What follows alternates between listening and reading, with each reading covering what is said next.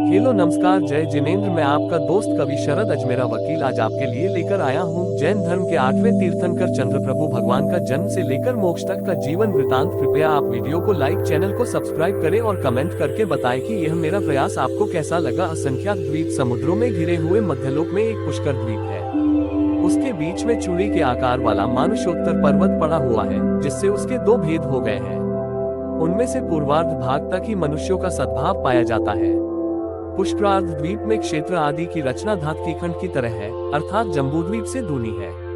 उनमें पूर्व और पश्चिम दिशा में दो मंदर मेरु पर्वत है।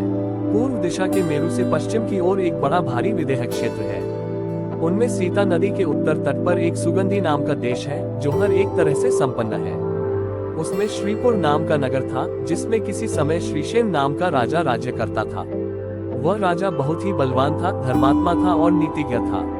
निरंतर सोच विचार कर कार्य करता था, जिससे उसे कभी कार्य कर चुकने पर पश्चाताप नहीं करना पड़ता था। उसकी महारानी का नाम श्रीकांता था। श्रीकांता ने अपने दिव्य सौंदर्य से काम कामिनी रति को भी पराजित दिया था। दोनों दंपतियों का परस्पर अटूट प्रेम था। शरीर स्वस्थ और सुंदर था, धन संपत्ति की कमी नहीं था, किसी शत्रु का खटका नहीं था। इसलिए वे अपने को सबसे सुखी समझते हुए समय बिताते थे। धीरे धीरे श्रीकांता का यौवन व्यतीत होने को आया, पर उसके कोई संतान नहीं हुई। इसलिए वह सदा दुखी रहती थी। एक दिन रानी श्रीकांता कुछ सहेलियों के साथ मकान की छत पर बैठकर नगर की शोभा विहार रही थी कि उसकी 104 दृष्टि गेंद खेलते हुए सेठ के लड़कों पर पड़ी। लड़कों को देखते ही उसे पुत्र न होने की चिंता ने धर दबोचा। उसका प्रसन्न फूल सा मुख मुरझा गया। मुख से दीर्घ और गर्म गर्म श्वासें निकलने लगी, आंखों से आंसुओं की धारा बह निकली। उसने भग्न हृदय से सोचा, जिसके ये पुत्र है, उसी स्त्री का जन्म सफल है। सचमुच फलरहित लता के समान बंध्या फलरहित स्त्री की कोई शोभा नहीं होती है।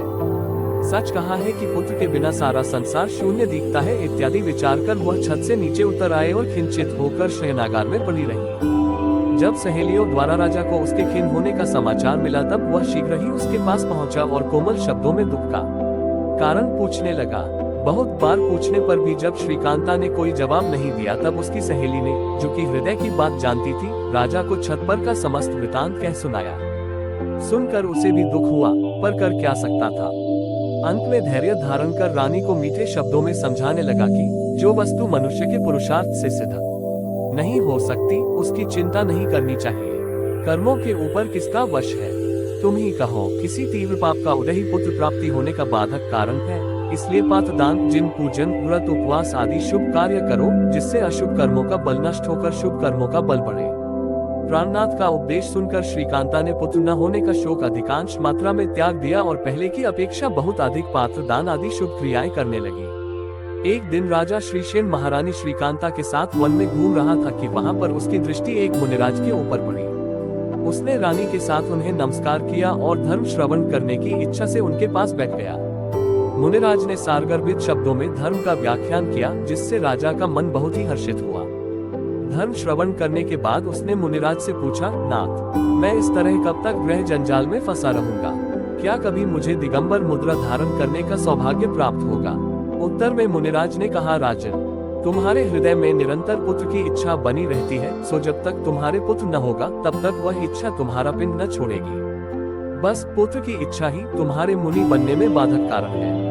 आपकी इस हृदय वल्लभा श्रीकांता ने पूर्व भाव में गर्भभार से पीड़ित एक युवती को देखकर अभिलाषा की थी कि मेरे कभी यौवन अवस्था में संतान न हो। इस अभिलाषा के कारण ही अब तक इसके पुत्र नहीं हुआ है। पर अब निदान बंध के कारण बंधे हुए दुष्कर्मों का फल दूर होने वाला है, इसलिए शीघ्र ही इसके पुत्र होगा।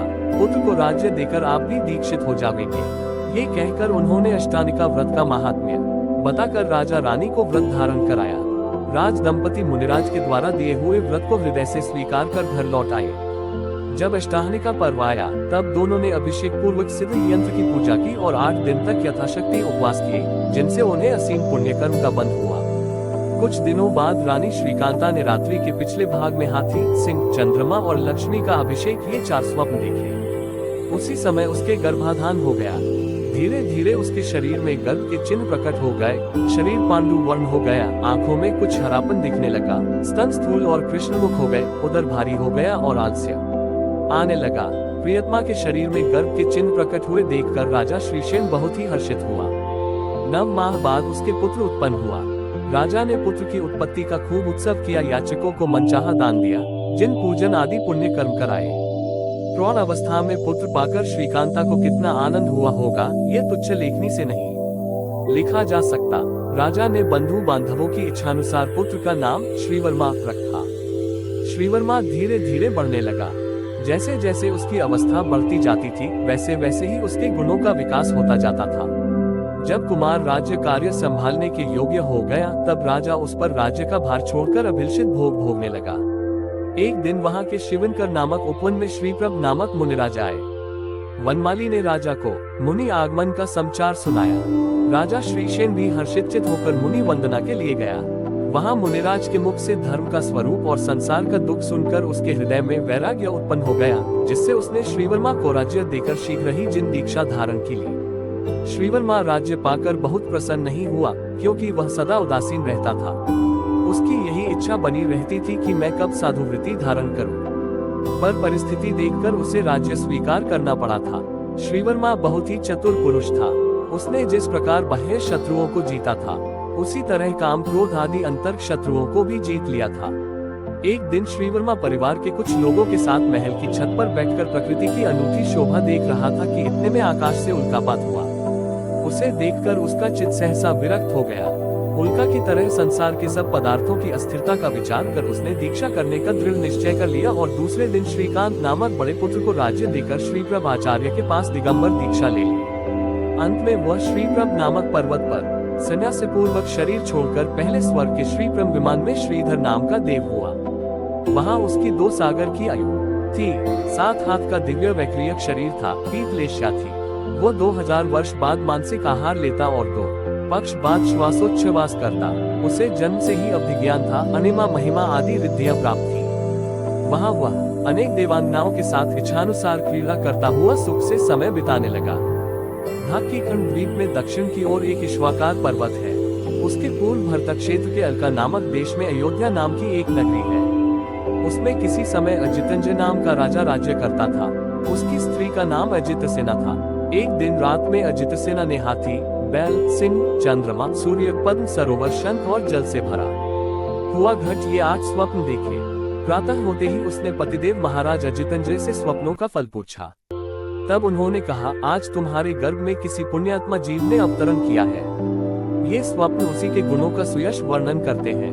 हाथी के देखने से वह गंभीर, बैल और सिंह के देखने से अत्यंत बलवान, चंद्रमा को देखने से सबको प्रसन्न करने वाला, सूर्य के देखने से तेजस्वी, पद्म सरोवर के देखने से शंख, चक्र आदि 32 लक्षणों से शोभित, शंख के देखने से चक्रवर्ती और पूर्ण घट के देखने से निधियों का स्वामी होगा। स्वप्नों का फल सुनकर रानी अजितसेना को अपार हर्ष हुआ। पाठक ये जानने के लिए उत्सुक होंगे कि अजितसेना के गर्भ में किस पुण्यात्मा का अवतरण हुआ है। उसका उत्तर यह है कि ऊपर पहले स्वर्ग के श्रीप्रभ विमान में जिस श्रीधर देव का कथन कराए हैं, वही वहां की आयु पूर्ण कर महारानी अजितसेना के गर्भ में आया है। गर्भकाल व्यतीत होने पर रानी ने शुभ मुहूर्त में पुत्र रत्न का प्रसव किया, जो बड़ा ही पुण्यशाली था। राजा ने उसका नाम अजितसेन रखा। अजितसेन बड़े प्यार से पाला गया। जब उसकी अवस्था योग्य हो गई, तब राजा अजितंजय ने उसे युवराज बना दिया और राजनीति के विभिन्न उपदेश दिए। एक दिन अजितंजय एवं महारानी युवराज अजितसेन के साथ राजसभा में बैठे हुए थे कि इतने में वहां से चंद्ररुचि नाम का असुर निकला। ज्यों ही उसकी दृष्टि युवराज पर पड़ी, त्यों ही उसे अपने पूर्व भाव के बैर का स्मरण हो आया।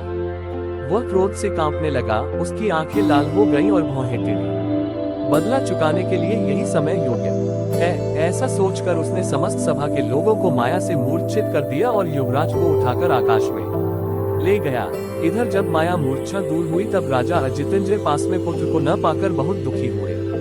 उन्होंने उस समय हृदय को द्रवीभूत कर देने वाले शब्दों में विलाप किया, पर कोई कर ही क्या सकता था।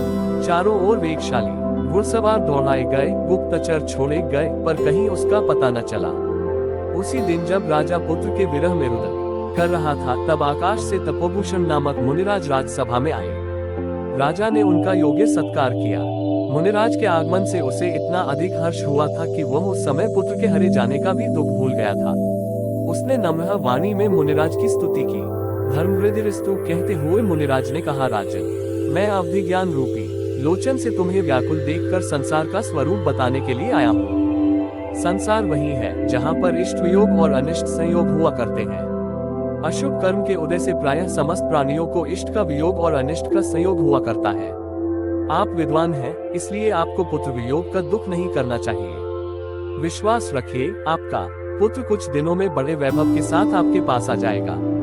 इतना कहकर मुनिराज तपोभूषण आकाश मार्ग से विहार कर गए और राजा भी शोकपूर्वक समय बिताने लगे। अब सुनिए युवराज का हाल। चंद्ररुचि असुर युवराज को सभा क्षेत्र से उठाकर आकाश में ले गया और वहां उसे मारने के लिए उपयुक्त स्थान का संधान करने लगा।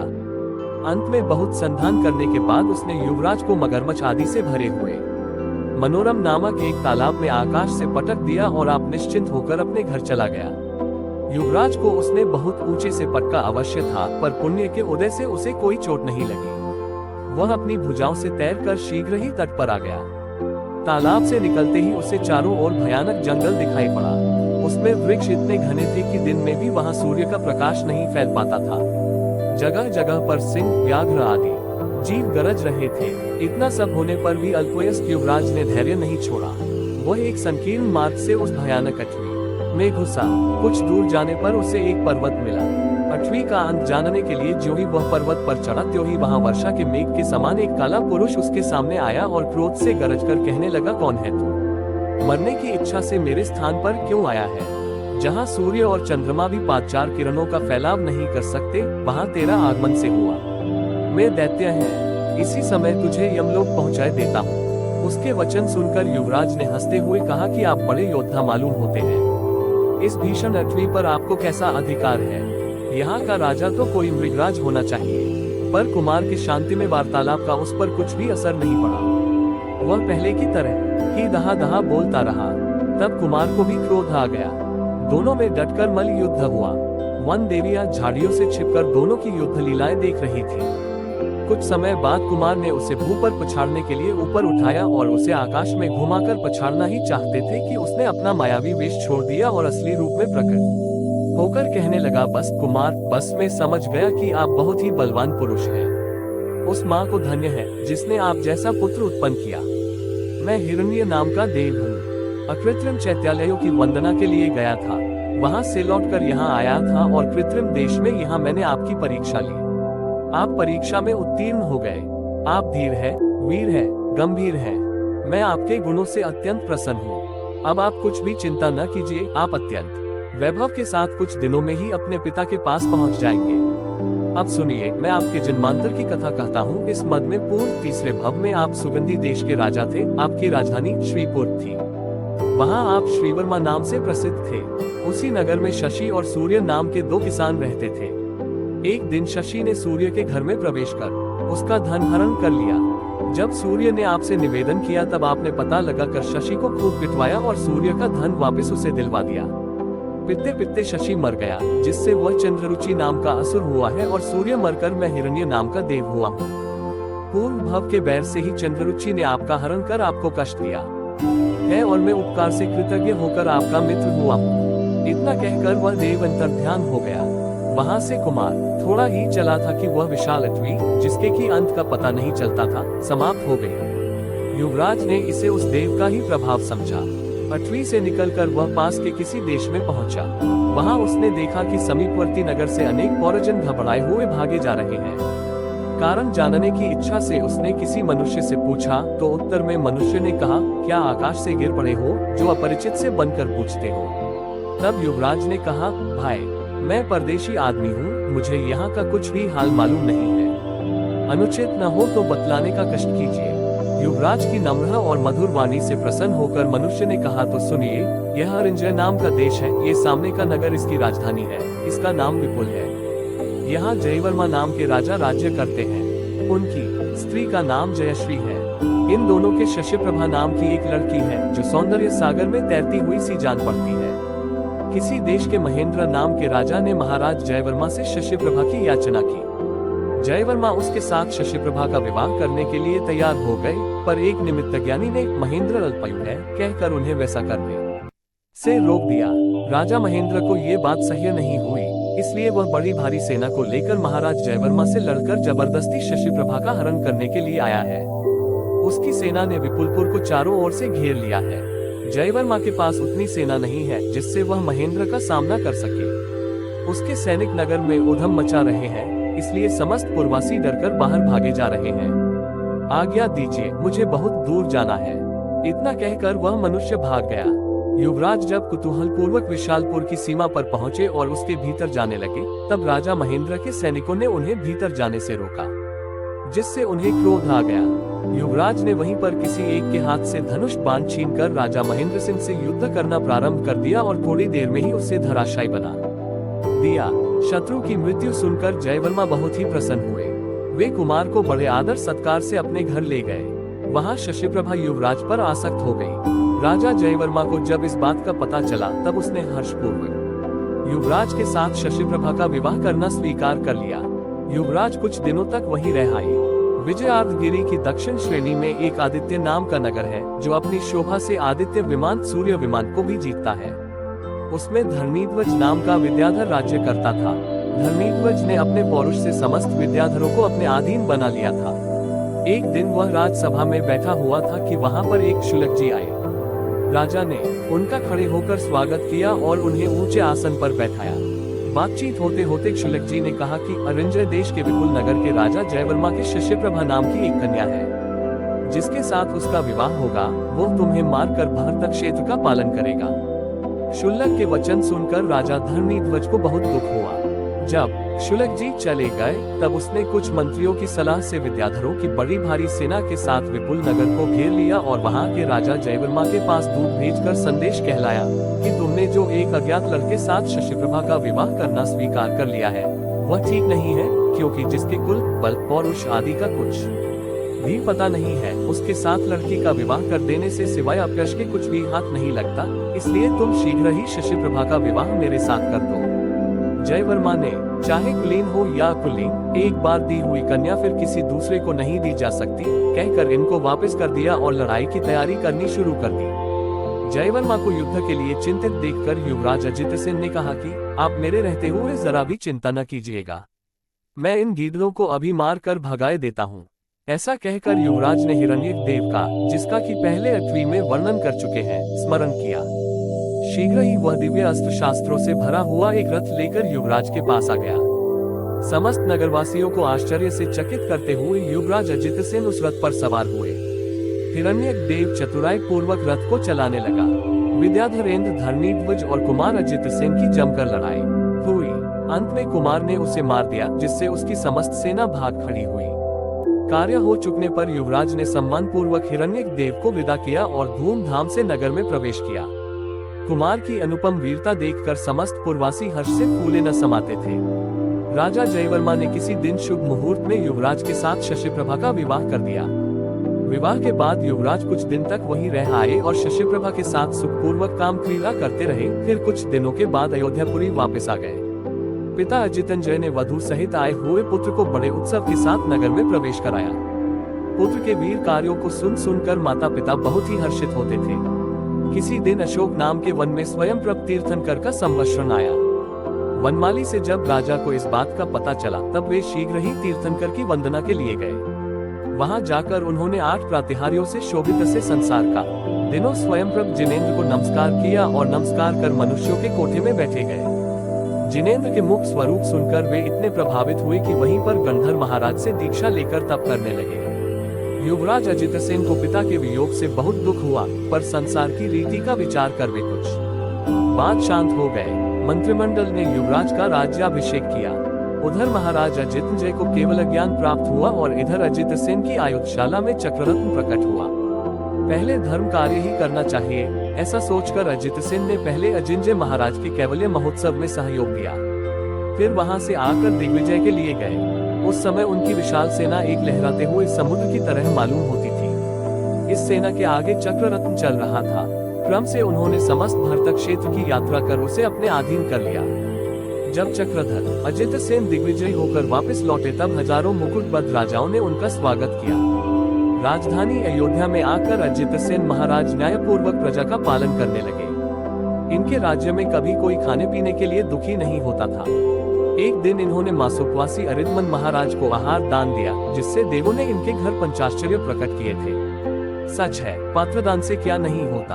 एक दिन राजा अजित सिंह वहाँ के मनोहर उद्यान में गुणप्रभ तीर्थंकर की वंदना करने के लिए गए थे। वहाँ पर उन्होंने तीर्थंकर के मुख से धर्म का स्वरूप सुना, अपने भावांतर पूछे, चारों गतियों के दुख सुने, जिससे उनका हृदय बहुत ही विरक्त हो गया। निदान उन्होंने पुत्र जितशत्रु को राज्य देकर अनेक राजाओं के साथ जिन दीक्षा धारण कर ली। उन्होंने अत्याचार रहित तपश्चरण किया और आयु के अंत में नमस्तिलक नामक पर्वत पर समाधि पूर्वक शरीर छोड़कर 16वें अच्युत स्वर्ग के शांतिकर विमान में इंद्र पद प्राप्त किया। वहाँ उनकी आयु 22 सागर की थी। 3 हाथ का शरीर था, शुक्ल लेश्या थी। वे 22,000 वर्ष बीत जाने पर एक बार मानसिक आहार ग्रहण करते और 22 पक्ष बाद एक बार श्वास लेते थे। उन्हें जन्म से ही अवधि ज्ञान था, वे तीनों लोकों में इच्छानुसार घूम सकते थे। इस तरह वहाँ दीर्घ काल तक स्वर्गीय सुख भोगते रहे। धीरे धीरे उनकी 22 सागर प्रमाण आयु समाप्त हो गई, पर उन्हें कुछ पता नहीं चला। ठीक कहा है साता, उदय नलक पर कहता बीता काल। वहाँ से चय कर वह पूर्व धात के खंड में सीता नदी के दक्षिण तट पर स्थित मंगलावती देश के रत्न संचयपुर नगर में राजा कनकाप्रभ और रानी कनकमाला के पद्मनाभ नाम का पुत्र हुआ। पद्मनाभ बड़ा ही तार्किक एवं न्याय शास्त्र का वेता था। उसके बल पौरुष की सब और प्रशंसा छाई हुई थी। एक दिन कनकाप्रभ महाराज भवन की छत पर बैठकर नगर की शोभा देख रहे थे कि उनकी दृष्टि सहसा एक पल्लव स्वल्प जलाशय पर पड़ी। नगर के बहुत से बैल उसमें पानी पी पी कर बाहर निकलते जाते थे। उसी में एक बूढ़ा बैल भी पानी पीने के लिए गया, पर वह पानी के पास पहुंचने के पहले ही कीचड़ में फंस गया। असमर्थ होने के कारण वह कीचड़ से बाहर नहीं निकल सका, जिससे वह प्यासा बैल वहीं तड़पने लगा। उसकी बेचैनी देखकर कनकाप्रभ महाराज का हृदय विषय भोगों से अत्यंत विरक्त हो गया, जिससे वे पद्मप्रभ को राज्य देकर श्रीधर मुनिराज के पास दीक्षा ले तपस्या करने लगे। इधर पद्मनाभ ने नीतिपूर्वक राज्य करना प्रारंभ कर दिया। उसका अनेक राजकुमारियों के साथ विवाह हुआ था, जिनमें सोमप्रभा मुख्य थी। कालक्रम से सोमप्रभा के सुवर्णनाभि नाम का पुत्र उत्पन्न हुआ। उन सबसे पद्मप्रभ का गार्हस्थ्य जीवन बहुत ही सुखमय हो गया था। एक दिन राजा पद्मनाभ सभा में बैठे हुए थे कि वनमाली ने आकर उन्हें मनोहर नामक उद्यान में श्रीधर मुनिराज के आगमन का शुभ समाचार सुनाया। राजा ने प्रसन्न होकर वनमाली को बहुत कुछ पारितोषिक दिया और सिंहासन से उतरकर जिस ओर मुनिराज थे उस ओर 7 कदम आगे जाकर उन्हें नमस्कार किया। उसी समय मुनि वंदना को चलने के लिए नगर में भेरी बजवाई गई। जब समस्त पुरवासी उत्तम उत्तम वस्त्र आभूषण पहनकर हाथों में पूजा की सामग्री लिए हुए राजद्वार पर जमा हो गए, तब सबको साथ लेकर वे उस उद्यान में गए जहां मुनिराज श्रीधर विराजमान थे। राजा ने दूर से ही राज्य चिन्ह छोड़कर विनीत भाव से वन में प्रवेश किया और मुनिराज के पास पहुंचकर उन्हें साष्टांग नमस्कार किया। मुनिराज ने धर्म विधिरस्तु कहकर सबके नमस्कार का उत्तर दिया। जब जय जय का कोलाहल शांत हो गया, तब पद्मनाभ ने मुनिराज से दर्शन विषयक अनेक प्रश्न किए। मुनिराज के मुख से समुचित उत्तर पाकर वे बहुत ही हर्षित हुए। बाद में उन्होंने मुनिराज से अपने पूर्व भव पूछे तो मुनिराज ने उनके पूर्व भवों का वर्णन किया। वन से लौटकर पद्मनाभ राज भवन में वापस आ गए और वहां कुछ दिनों तक राज्य शासन करते रहे। अंत में उनका चित्त किसी कारणवश विषय वासनाओं से विरक्त हो गया, जिससे उन्होंने अपने पुत्र सुवर्णनाभि को राज्य देकर किन्हीं महामुनि के पास जिन दीक्षा ले ली। उनके साथ में और भी अनेक राजाओं ने दीक्षा ली थी। मुनिराज पद्मनाभ ने गुरु के पास रहकर खूब अध्ययन किया, जिससे उन्हें 11 अंगों तक का ज्ञान हो गया। उसी समय उन्होंने दर्शन, विशुद्धि आदि 16 कारण भावनाओं का चिंतन कर तीर्थंकर नामक पुण्य प्रकृति का बंध कर लिया और आयु के अंत में संन्यास पूर्वक शरीर छोड़कर जयंत नामक अनुत्तर विमान में अहमेंद्र पद प्राप्त किया। वहाँ उनकी आयु 33 सागर की थी। 1 हाथ ऊंचा श्वेत वर्ण का शरीर था। वे 33,000 वर्ष बाद आहार और 33 पक्ष बाद श्वासोच्छ्वास ग्रहण करते थे। उन्हें जन्म से ही अवधि ज्ञान था। यह अहमेंद्र ही आगे के भव में अष्टम तीर्थंकर भगवान चंद्रप्रभ होगा। जम्बूद्वीप के भरत क्षेत्र में एक चंद्रपुर नाम का नगर है। उसमें किसी समय इक्ष्वाकुवंशीय राजा महासेन राज्य करते थे। उनकी स्त्री का नाम लक्ष्मणा था। दोनों दंपति सुख से समय बिताते थे। ऊपर जिस अहमेंद्र का कथन कर आए हैं, उसकी जब वहाँ की आयु 6 माह शेष रह गई थी, तभी से राजा महासेन के घर पर प्रतिदिन अनेक रत्नों की वर्षा होने लगी और देवियां आकर महारानी लक्ष्मणा की सेवा करने लगी। ये सब देखकर राजा को निश्चय हो गया कि लक्ष्मणा की कुक्षी से तीर्थंकर पुत्र होने वाला है। चैत्र कृष्णा पंचमी के दिन ज्येष्ठा नक्षत्र में लक्ष्मणा ने रात के पिछले भाग में हाथी, बैल आदि 16 स्वप्न देखे। उसी समय वह अहमेंद्र जयंत विमान से संबंध छोड़कर उसके गर्भ में आया। प्रातः होते ही देवों ने आकर भगवान चंद्रप्रभ के गर्भ कल्याणक का उत्सव किया और माता पिता की स्वर्ग से लाए हुए वस्त्राभूषणों से पूजा की। गर्भ का समय बीत जाने पर लक्ष्मणा देवी ने पौष कृष्ण एकादशी के दिन अनुराधा नक्षत्र में मति, श्रुति, अवधि इन 3 ज्ञानों से भूषित पुत्र रत्न प्रसव किया। भगवान चंद्रप्रभ के जन्म से समस्त लोक में आनंद छा गया। क्षण भर के लिए नारकियों ने भी सुख का अनुभव किया। उसी समय देवों ने मेरु पर्वत पर ले जाकर उनका जन्माभिषेक किया और चंद्रप्रभ नाम रखा। बालक चंद्रप्रभ अपनी सरल चेष्टाओं से माता पिता आदि को हर्षित करते हुए बढ़ने लगे। श्री सुपार्श्वनाथ स्वामी के मोक्ष जाने के बाद 900 करोड़ सागर बीत जाने पर अष्टम तीर्थंकर भगवान चंद्रप्रभ हुए थे। इनकी आयु भी इसी में युक्त है। आयु 10 लाख पूर्व की थी। शरीर 150 धनुष ऊंचा था और रंग चंद्रमा के समान धवल था। 2,50,000 वर्ष बीत जाने पर उन्हें राज्य विभूति प्राप्त हुई थी। उनका विवाह भी कई कुलीन कन्याओं के साथ हुआ था, जिससे उनका गार्हस्थ्य जीवन बहुत ही सुखमय हो गया था। जब राज्य करते करते उनकी आयु के 6,50,000 पूर्व और 24 पूर्वांक क्षण मात्र के समान बीत गए, तब वे एक दिन वस्त्राभूषण धारण करने के लिए अलंकार गृह में गए। वहां ज्यों ही उन्होंने दर्पण में अपना मुंह देखा, त्यों ही उन्हें मुंह पर कुछ विकार सा मालूम हुआ, जिससे उनका हृदय सांसारिक भोगों से विरक्त हो गया। वे सोचने लगे, ये शरीर प्रतिदिन कितना ही क्यों न सजाया जाए, पर काल पाकर विकृत हुए बिना नहीं रह सकता। विकृत होने की तो बात ही क्या, ये संपूर्ण नष्ट ही हो जाता है। इस शरीर में राग रहने से उससे संबंध रखने वाले और भी अनेक पदार्थों से राग करना पड़ता है। अब मैं ऐसा कोई कार्य करूंगा जिससे आगे के भव में ये शरीर प्राप्त ही न हो। उसी समय देवर्षि लोकांतिक देवों ने भी आकर उनके विचारों का समर्थन किया। भगवान चंद्रप्रभ अपने श्रेष्ठ पुत्र चंद्र को राज्य देकर देव निर्मित विमला पालकी पर सवार हो सरमर्तुक नाम के वन में पहुंचे और वहां सिद्ध परमेष्ठी को नमस्कार कर पौष कृष्ण एकादशी के दिन अनुराधा नक्षत्र में 1000 राजाओं के साथ निर्गत मुनि हो गए। उन्हें दीक्षा के समय ही मन पर्यय ज्ञान प्राप्त हो गया था। वे 2 दिन बाद आहार लेने की इच्छा से नलिनपुर नगर में गए। वहां महाराज सोमदत्त ने उन्हें पड़गाह कर नवधा भक्तिपूर्वक आहार दिया। पात्र दान के प्रभाव से देवों ने सोमदत्त के घर पंचाश्चर्य प्रकट किए। मुनिराज चंद्रप्रभ नलिनपुर से लौटकर वन में आकर फिर ध्यानारूढ़ हो गए। इस तरह छद्मस्त अवस्था में तप करते हुए उन्हें 3 माह बीत गए। फिर उसी के नीचे 2 दिन के उपवास की प्रतिज्ञा कर विराजमान हो गए।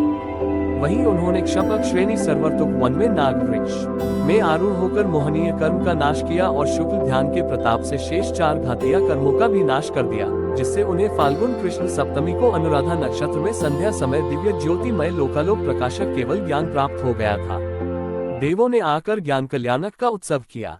इंद्र की आज्ञा पाकर कुबेर ने वहीं पर संवत्सरण की रचना की थी, जिसमें समस्त प्राणी सुख से बैठे थे। संवत्सरण के मध्य में स्थित होकर भगवान चंद्रप्रभ ने अपना मौन भंग किया, अर्थात दिव्य ध्वनि के द्वारा कल्याणकारी उपदेश दिया। उनके उपदेश से प्रभावित होकर अनेक नर नारियों ने मुनि, आर्यिका, श्रावक और श्राविकाओं के व्रत धारण किए। दिव्य ध्वनि समाप्त होने के बाद इंद्र ने विहार करने की प्रार्थना की, जिससे उन्होंने अनेक देशों में विहार किया और अनेक भव्य प्राणियों को संसार सागर से निकालकर मोक्ष प्राप्त कराया।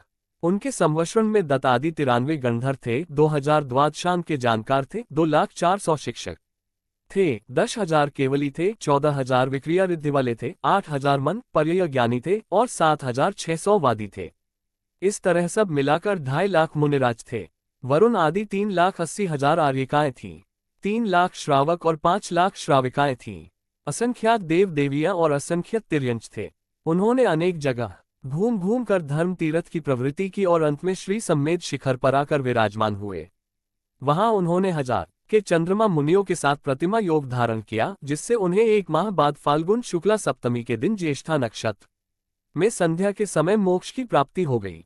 देवों ने आकर